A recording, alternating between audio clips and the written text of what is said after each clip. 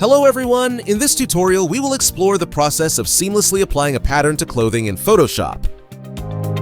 First, use the Quick Selection tool to select the dress accurately. Now, press Ctrl or Command-J to duplicate the selected dress onto a new layer. Convert this layer into a smart object to maintain flexibility. Next, apply a Gaussian blur to this layer to create a smooth effect.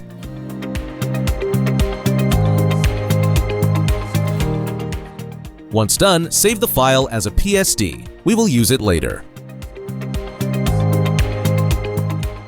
After saving, remove the Gaussian blur filter from the layer to restore its original appearance.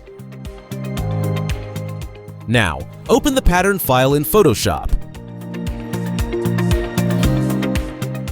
Use Generative Expand to extend the pattern seamlessly, ensuring it covers a larger area.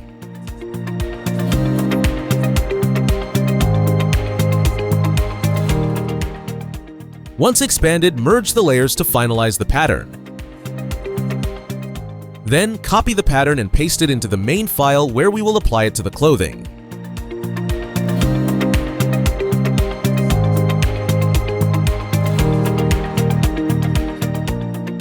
Now, create a clipping mask by holding the Alt or Option key and clicking between the pattern layer and the dress layer in the Layers panel. This will ensure the pattern conforms to the shape of the dress. Next, apply the Displace filter to blend the pattern naturally with the fabric's folds and texture.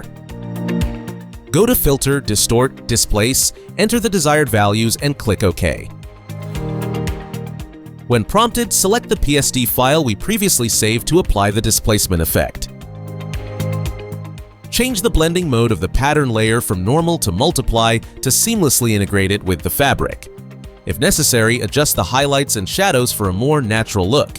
Select the dress layer, then go to Image When Adjustments, Shadows and Highlights, and fine-tune the settings as needed. This step is optional and depends on the lighting and texture of the clothing.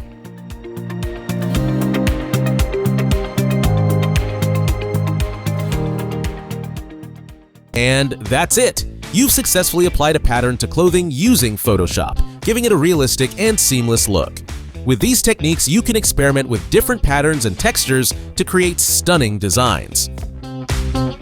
Hope you enjoyed the video. Like, subscribe, and ring the bell for more tips and tutorials. Thanks for watching. See you in the next one.